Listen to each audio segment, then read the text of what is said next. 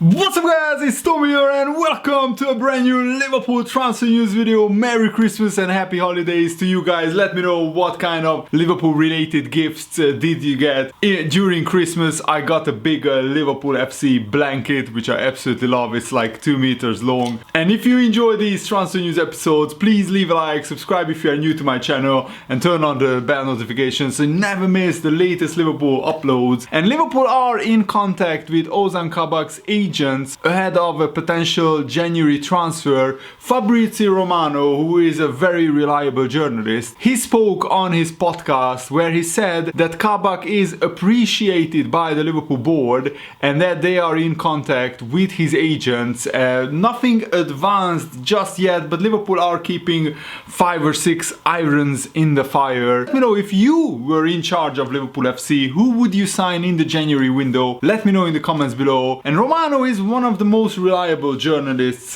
in football, so if he claims something has happened, then you can bet that it is true. Of course, it's another thing whether the deal comes off or not, whether it happens or not, because transfers in football are pretty complicated, and that's without the COVID pandemic. Schalke are in financial trouble, so they need to sell, and Kabak is a young centre-back who could generate quite a bit of funds. And also, this isn't the first time Liverpool have been linked with Ozan Kabak. You know that I made videos previously, and German football journalist Chris Williams confirmed that Liverpool have made contact with Schalke over the player during the autumn months. The Telegraph newspaper, English newspaper, is also reporting that Schalke believe that Liverpool will make a bid for the Turkish international Ozan Kabak in January, and Schalke will ask for Divock Origi in part exchange when an offer arrives. Liverpool are looking at 5 or 6 potential centre-backs, potential defenders to sign for cover because Van Dijk and Gomez are out with long-term injuries. And Liverpool will follow their usual strategy in the market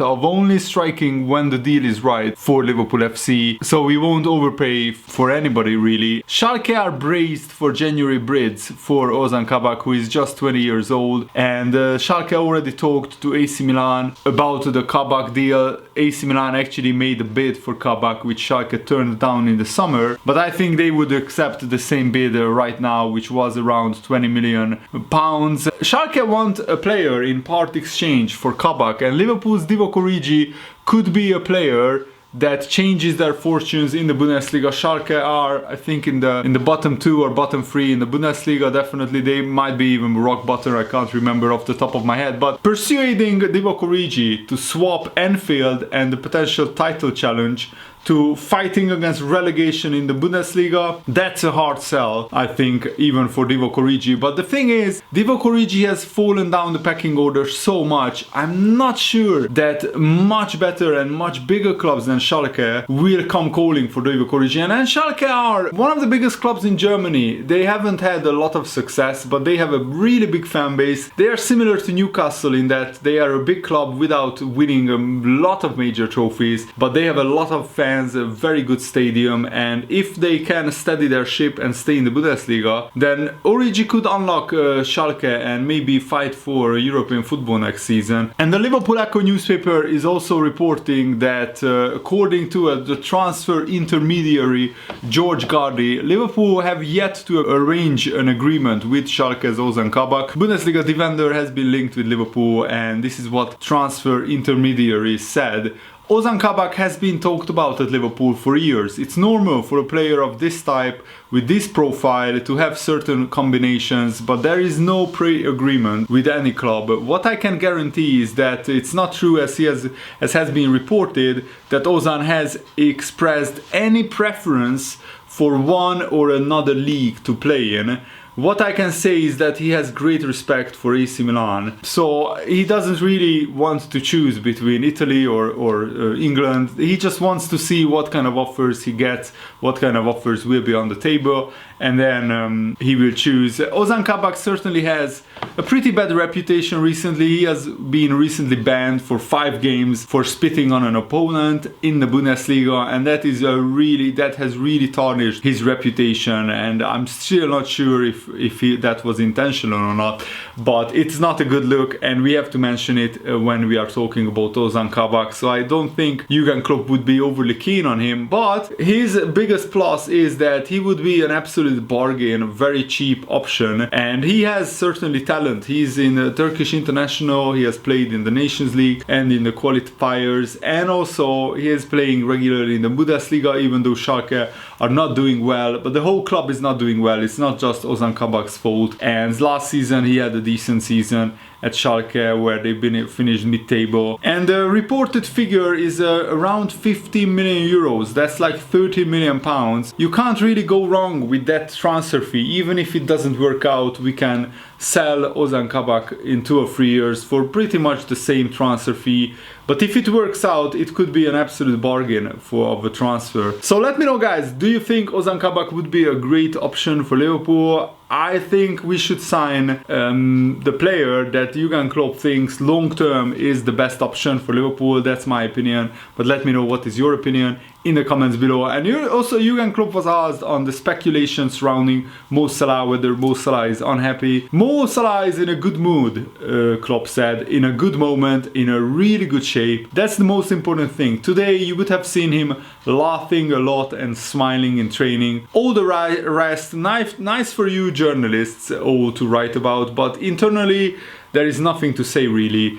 And I've looked at the pictures of Mo Salah in training, and he looks happy as a bunny. He doesn't have any problem, I think, at Liverpool. And I don't think there should be a lot of speculation during the season about his transfer. Maybe next summer, if he still hasn't signed a contract extension, then the rumors will resurface probably. But until then, I think we should just let Mo Salah play his football and hopefully win the Premier League with Liverpool. And John Barnes spoke out on the Wijnaldum contract situation, and he said that Liverpool will not be held for ransom over Wijnaldum's contract. This is what he said: Jorginho Wijnaldum is a great player. I'm not sure if it would be Liverpool's best piece of business in the window, but you want a player who is happy to stay. It would be great if both the player and the club could come to an agreement in this window for a new deal, but I don't feel as though Liverpool will be held to ransom and give him a 4-year deal on high wages. The good thing about Liverpool is all the players at the club want to play for the badge. They want to play for Liverpool FC. They will all give 100% to try to help Liverpool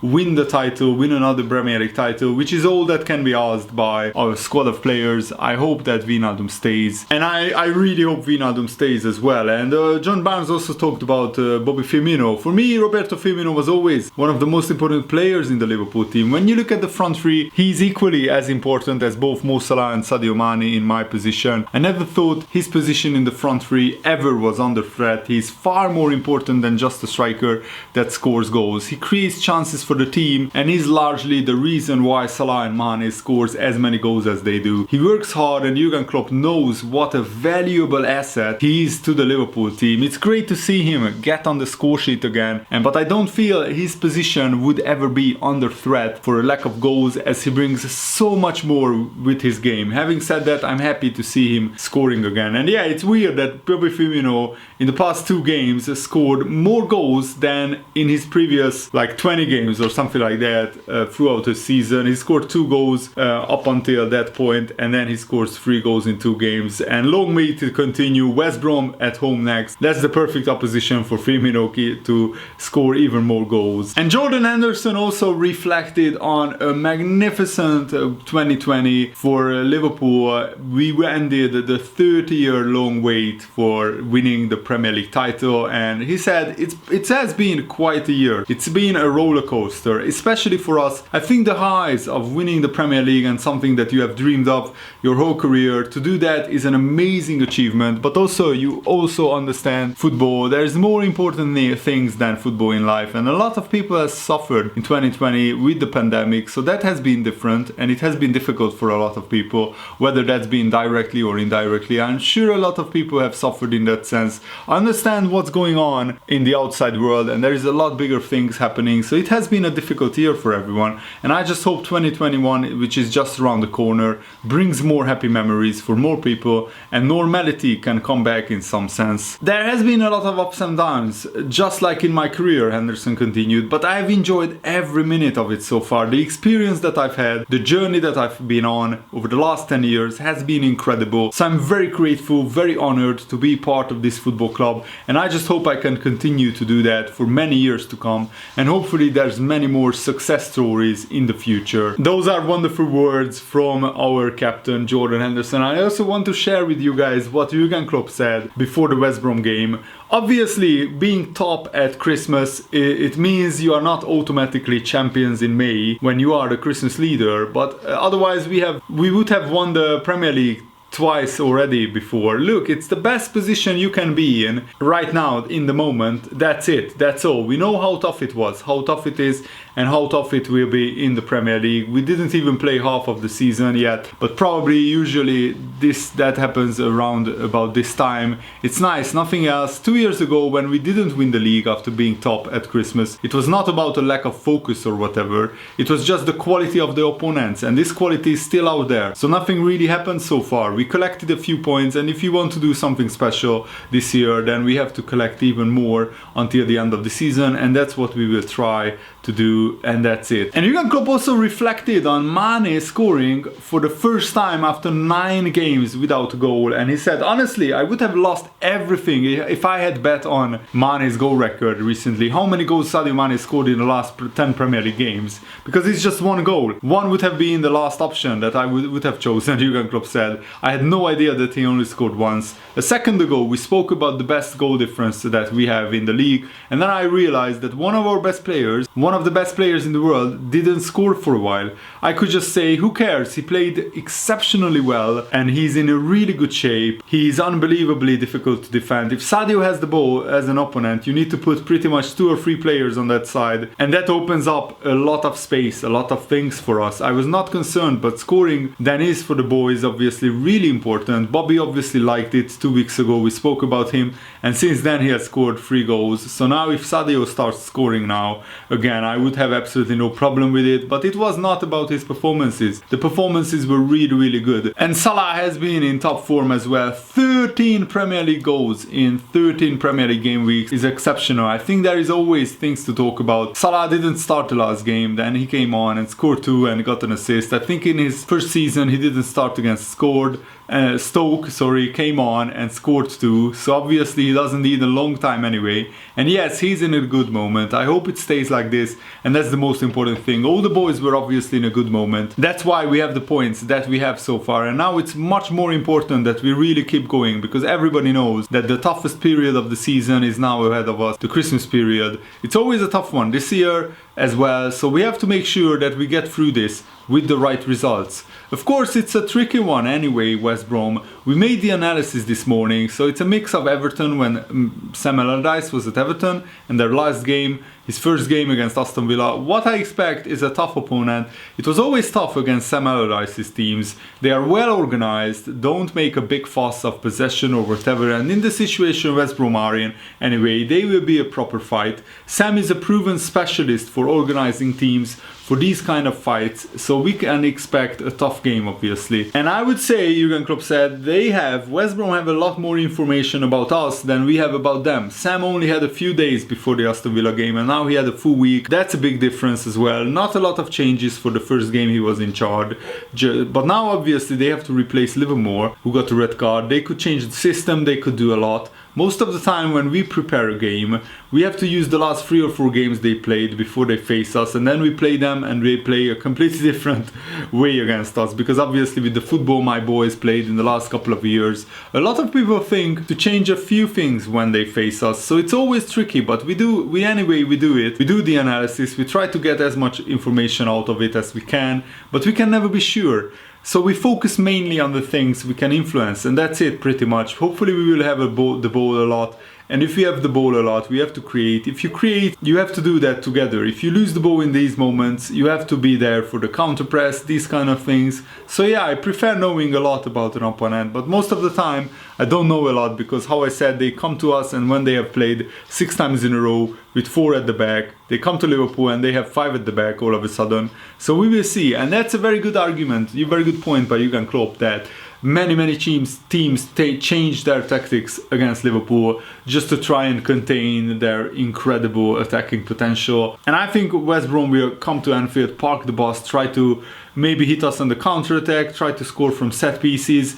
But if we play anywhere near our top level, then we shouldn't have any problems beating West Brom. And Ozan Klopp also gave an update, injury update, on Thiago, James Milner and other players. Thiago made his first steps back towards team training.